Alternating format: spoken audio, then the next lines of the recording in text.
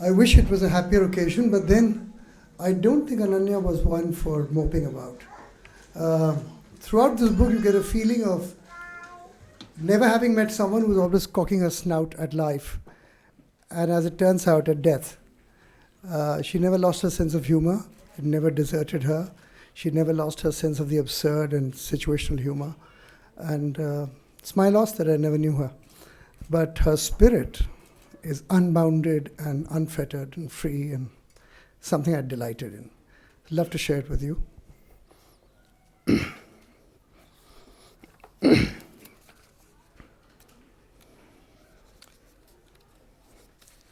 The breast has become Kali. Those who know me well know that under a superficial veneer of dignity, I've always been flippant and borderline vulgar, downright cheap. The husband corrects me. Well, what to do? This is who I am. In my head, I've always referred to breasts as boobs, a part of the anatomy that was created for physical attraction, for pleasure and joy. I am the woman equivalent of, oh boy, cleavage. And you'll always find me giggling at rack jokes. For me, breasts have never held any more importance than that. When some of my friends became mums and their babies started photobombing them by grabbing their breasts just as the camera clicked, I relegated the breast to a role of motherly comfort, benign and nurturing. Now, I think of the breast as goddess Kali, and mine gone rogue, malignant and ravaging through my body in a terrible red rage, trying to take my life, unstoppable by any force. Maybe our eons-old attitude of patronizing the breast, ridiculing it and treating it like an object for pleasure or necessity has finally turned her into an angry marauder. The breast, as Kali, demands her rightful respect and dignity. Who knows? Only then she might stop her rampage. Khuddar and Diwar, not starring Amitabh Bachchan. In the hospital, I make many acquaintances. We spend several hours chatting about this and that, while getting chemoed, waiting for checkups, queuing for tests, etc. In these exchanges, many a time, my cancer comrades thrust their phones at my face. First, I think they're showing me their shiny new Xiaomi phones. I sing praises wholeheartedly. They give me disappointed looks. So I add an encouraging comment or two about Chinese manufacturing. Then I realize they're trying to show me something else. They are showing me their pre-cancer photos and videos when they had long hair, or just hair in the case of men. When they wore lipstick or had smart mustaches. Some women had them too. Photos of how well, healthy and active they looked. I wonder why they show me their photos when it obviously makes them a shade despondent. Then it strikes me. They are trying to show their past avatars as functional members of society with hair, eyebrows, jobs, egos, and physical strength. Over time, as our physical strength wanes, we become unable to fend for ourselves. Soon the world starts looking at us as infirm and dependent on doles, physical, emotional, and financial. Some think of us secretly as invalids, some not so secretly. It makes us reconcile to the reality that we need help. It strips us of our egos. Hence, my comrades carry their photos around. Photos from another lifetime. A family jauntily going off somewhere in a pack. A man laughing heartily, baring his fangs, who now has pipes sticking out of his mouth. A woman beaming confidently at a child's birthday party, complete with messy streamers and a crooked homemade cake. Now dependent for basic things like cooking food or having a bath. A man standing on a hillock in a striped sweater holding his wife's hand, hands that wheel him around now. To bridge this dashing past and despondent present, I come up with an idea. The hospital should pin identity cards on us, not with photos of us as we are now, but from our past when we were active and functional. It will help us feel better and improve other people's judgment of us. Like everyone else, I take time to accept this reality of my various inabilities. I try to run errands, pay bills, file insurance claims, work some, and throw some old-time attitude around. When my strength fails, caregivers try to tell me I shouldn't push myself. The husband adds that a toothless person shouldn't think of eating steak. I do a bit of yelling, asking everyone to back off with their arms and see how well I handle everything. Turns out, I'm a cat's whiskers no more. I'm just airy, penniless, proud, and now incapable of managing on my own.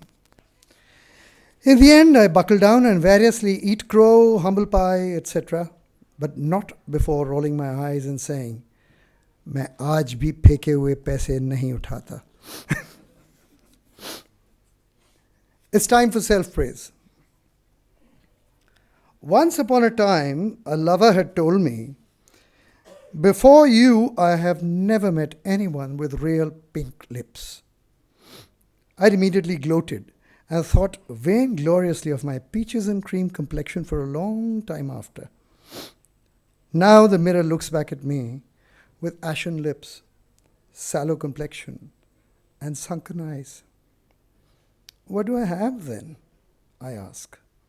A sick person's pallor, the husband says helpfully. I give my trademark cold stare, and he goes back to his mobile game. Suddenly I think of my smile, and smile. It can still light up a room.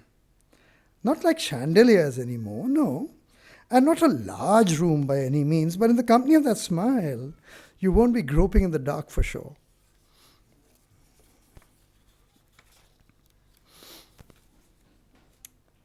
What should my well-wishers bring me? I am forever grateful to my well-wishers and friends who send or bring me wonderful things. Yellow lilies brighten up my room. A bag of fruit brightens up my mother's mood. There's a silk stole that I drape around my arms now and then, even in this heat, just to feel beautiful. And a Dove gift hamper, which when opened, fills the room magically with the sweet smell of ek chauthai milk. And ever since I told another pal that I've stopped reading serious books, he thoughtfully gets me a stack of Cosmopolitan and Filmfare magazines, which I read cover to cover, to stay on top of the latest bedroom moves and Taimur Khan's latest airport looks. In this indulgent phase, I wonder what else I should ask my well-wishers to send me. 1. A fuzzy little feeling. Prolonged illness can make your soul dull. The weekly needles, the drab hospital colors, the bitterness in the mouth, the blank eyes of fellow cancer comrades, everything adds up to the growing dullness in the heart. As a counter, I've suddenly started enjoying everything that makes me feel warm and fuzzy. My friends' babies gurgling, throwing spitballs in the air, trying to eat their own hands and legs, and opening their toothless mouths to show off their brand new pink tongues warms the cockles of my heart. As much as sloppy dogs, smiling with all 42 teeth, goofing around, making a fool of themselves makes me happy on many a prickly day. 2. Your children's art. While my interest in horizontal helpless babies is fairly recent, I've always been fond of the vertical ones. Ones who can run, tell you their names when they are lost in the mall, ask for food when they're hungry, and can point where it hurts. These little ones are usually a delight, more so when you don't have to take them home with you. And I've always swelled with the pride of an aunt and the delight of a teacher when my friends or relatives' children make art. I pored thoughtfully over little Ishan's crayon drawing for me, wondering if the sun is squinting because it's hot, or if her heart really is a balloon. While little Kian's spirited narration of an enormous monster had me engrossed. Keep them coming. 3. Sell me some dreams. I have never been sold on dreams, and I've always patted myself for being hardcore practical. But now, when I can't walk for 15 minutes without getting tired, I want someone to tell me that I can make that road trip to Jaisalmer. Though bumpy, dusty roads where a wrong turn can lead to nowhere. When my lonely heart aches, I need to believe I'll be able to do that gondola ride in Venice under a bright blue sky, floating over water that's like green silk, an occasional window flashing a bunch of red roses while 1,000 blossoms bloom in my heart. When I call a colleague and hear they're out for lunch, I dream of rushing out with my workmates to the nearest biryani joint, laughing at some inside joke, flinging my bag hurriedly over my shoulder, heels clicking. More than any time ever, I need make-believe now. 4. Tell me a good story. I'm a sucker for stories. When not looking out the window and sighing, my mother reads me some contemporary Bangla short stories from a big, fat library book. There are stories of unrequited love, family dramas with a twist, crimes of passion, and tales of the unexplained. I carefully follow her mouth, spilling out the words, lest I miss something. Before I know, I take center stage in these dramas, fighting for the underdog, siding with the protagonist, crying for the fallen, and sighing with my mother when the stories end abruptly. So if you have a story to tell, I'm all ears. 5. Machar Jhol. At my core is Hangla Beto Bangali, greedy, rice-eating Bengali. Always aching for a good piece curry. After my surgery last year, a close friend from Pune went straight to the market, bought fish, cooked it, and drove 150 kilometers, bringing with him a piping hot pabda jhol and some fried roi. Not a drop spilled on the way, and every drop nourished my soul. The memory of that afternoon still lingers. Drowsy and sated with fish and rice, the indignities of surgery forgotten, we had looked at the monsoon clouds gathering in the distance and chatted away all afternoon. As my list comes to a close, the husband quips, "You've forgotten the most important thing."